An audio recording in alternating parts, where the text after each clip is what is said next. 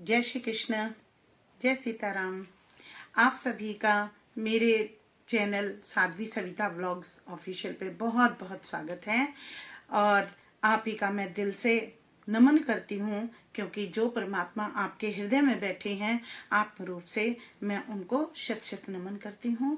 और आशा करती हूँ आप सभी स्वस्थ होंगे, व्यस्त होंगे और मस्त होंगे। आज बहुत दिनों बाद मैं आपके सामने फिर से चैनल बनाने के लिए आई हूँ, क्योंकि क्या करूँ, मेरा स्वास्थ्य बहुत ख़राब था, टाइफाइड में सीरियस कंडीशन में थी। इसलिए अब मैं थोड़ा रिकवर हुई हूँ, इसलिए आप सभी के सामने आई हूँ। और सज्जनों, आप सब भगवत प्रेमी हैं और हम सब लोगों को अपने धर्म के ऊपर और अपने संस्कारों के ऊपर बहुत चर्चा करने की आवश्यकता है। और हमें संस्कारों का मूलभूत हमारे धर्म से मिलता है। इसीलिए हमने एक विचार किया है कि क्यों ना हम भगवान श्री कृष्ण के जीवन लीला तो हम श्रीमद् भागवत गीता जी में देख लेते हैं। तो भागवत गीता में भगवान श्री कृष्ण ने जो लीला है वो करके दिखाई हैं कि क्या करना है, कैसे करना है। लेकिन उन्होंने ज्ञान जो दिया है वो श्रीमद् भगवत गीता जी में दिया है।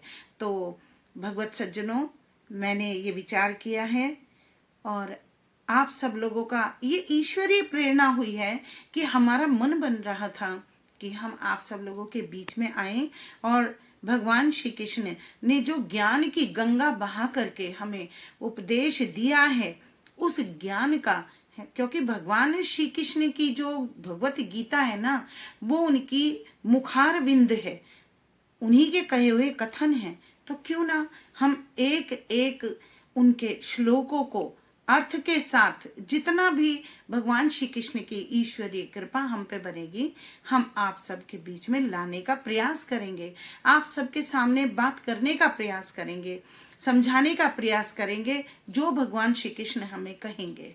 तो इसीलिए हम सब लोग अपने धर्म से जुड़ने का प्रयास करेंगे, क्योंकि धर्मो रक्षिति रक्षितः और धर्मो हिंसा तथैव च। क्योंकि ये श्लोक जो लास्ट का है ये छोड़ दिया जाता है, लेकिन हमें देखना है कि धर्म जो है धारण करने का नाम है। धर्म वो है जो धारण करने योग्य है और कर्म वो है जो करने योग्य होते हैं। और भगवान श्री कृष्ण ने कहा है, हमारा जो जन्म हुआ है यह हमारा जन्म भी हमारे आज के कर्मों से नहीं है। जो हमने प्रारब्ध में अपने कर्म किए हैं उन्हीं प्रारब्ध के कर्मों का फल आया है हमारे इस जन्म में। तो देखो, एक स्वतंत्रता हमें मिली है। पीछे जो हम कर्म कर आए हैं उनको तो हम नहीं बदल सकते, यह तो हमारे गुरु में या फिर भगवान में ही क्षमता है कि वह हमारे कर्मों को थोड़ा घटा सकते हैं, पाप कर्मों को, और उन्हीं की कृपा बनेगी तो हम जीवन में उसी प्रकार के कर्म भी कर पाएंगे। और एक स्वतंत्रता भगवान श्री कृष्ण ने आदेश भी दिया है कि तुम कर्म करने के लिए स्वतंत्र हो, हमें बांधा नहीं गया है, कर्म करने के लिए स्वतंत्र छोड़ा गया है। हम जो चाहें वो कर्म कर सकते हैं, क्योंकि हमें विचार करना पड़ेगा, हमें अपने विवेक को जगाना पड़ेगा, हमें क्या करना चाहिए। किसी की जान लेना कई बार जरूरी है, लेकिन जान लेना ये क्या है, ये जान भी लेना चाहिए कि किसी की आप अगर जान लेते हैं ये पाप है।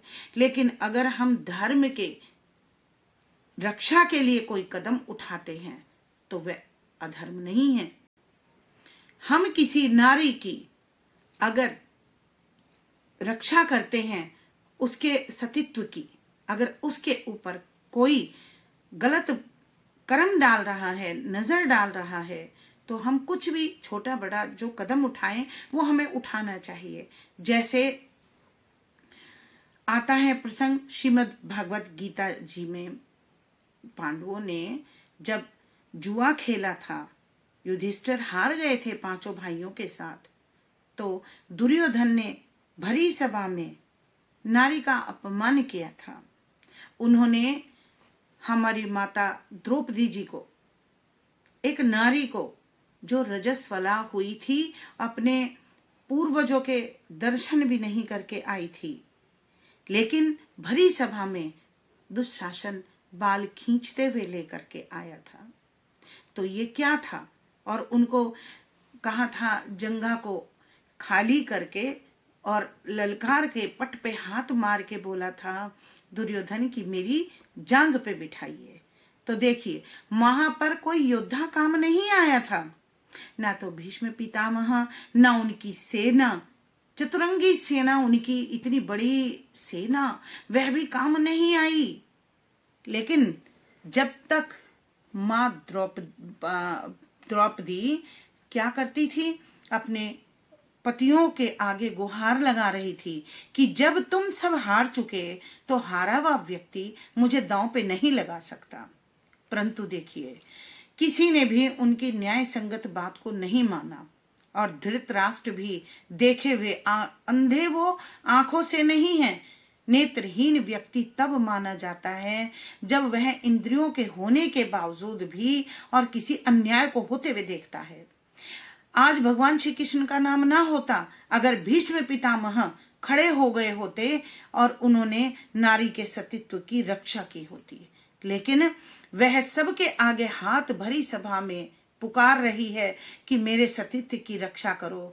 कितनी क्रोध में वह, देखो, उसका श्राप भी देना स्वाभाविक था और हाथ जोड़ के सबके सामने विनती कर रही थी कि मुझे ऐसे लज्जित मत करो। भरी सभा में देखो, एक कोई अबला नारी है, या हम कहें दरिद्र की है, या कोई छोटे परिवार से है, या किसी, हम जातिगत बात तो कर नहीं रहे हैं, लेकिन हम कह रहे हैं कि जो आजकल प्रथा में चली हुई है कि निम्न जाति से कोई महिला नहीं थी द्रौपदी।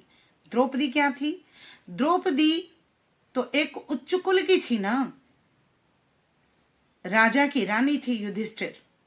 अब आप बताइए, जिसके 5 शूरवीर ऐसे पति थे उनके सामने, और भीष्म पितामह जैसे जो वह महारथी थे, वहां पे महारथी ही महारथी थे सभा में, लेकिन कोई भी नारी के लिए आवाज नहीं उठा पाया, उनके सतीत्व की रक्षा नहीं कर पाया। और जब तक दुशासन साड़ी खींचने वाला था तो माँ द्रौपदी ने अपने दोनों हाथ ऐसे ऊपर किए हुए थे। जैसे ही उन्होंने साड़ी खींची ना, तब तक तो, जब तक वो सभा में अपने महारथियों का बल देख रही थी, पुकार रही थी, तो साड़ी ऐसे पकड़ी हुई थी। लेकिन जैसे ही दुशासन साड़ी खींचने लगा ना, तो रोते हुए उसने सबका जब देख लिया, संसार में कोई नहीं है, मूल आधारी हमारा क्या है, परम तत्व, परम पिता परमात्मा, उन्होंने तुरंत हाथ जोड़ दिए और तुरंत भगवान श्री कृष्ण को पुकार के कहा कि हे मधुसूदन, हे मेरे गिरधर, हे मेरे कृष्ण, आप देखो भरी सभा में आज मेरी लाज जा रही है। रोते रोते उन्होंने 2 पंक्तियों में आपको भजन की लाइन भी सुनाती हूँ कि 2 लाइन अगर मैं सुनाऊं, अगर अच्छी लगे तो मुझे कमेंट में जरूर बताइएगा। वह रोते रोते कहती है, मेरी असुअन, मेरी असुअन, मेरी असुअन भीगे साड़ी, आ जाओ कृष्ण मुरारी। मेरी असुअन, मेरी असुअन, मेरी असुअन भीगे साड़ी, आ जाओ कृष्ण मुरारी। क्या भूल गए गिरधारी, जब उंगली कटी तुम्हारी। क्या भूल गए गिरधारी, जब उंगली कटी तुम्हारी। ओ मैंने फाड़ी, मैंने फाड़ी, मैंने फाड़ी रेशम साड़ी, आ जाओ कृष्ण मुरारी। रोते रोते जैसे उसने हाथ जोड़े हैं, तो आप देखिए, आप सब लोगों ने देखा है कि पढ़ा भी है, सुना भी है, साड़ी खींचते खींचते खींचते दुशासन हार गया, थक गया, पसीनों से लबालब हो गया, लेकिन साड़ी नहीं बढ़ी। क्योंकि जब तक हम इंसान का भरोसा करते हैं तब तक हम हमेशा इसी प्रकार से आधारहीन रहते हैं।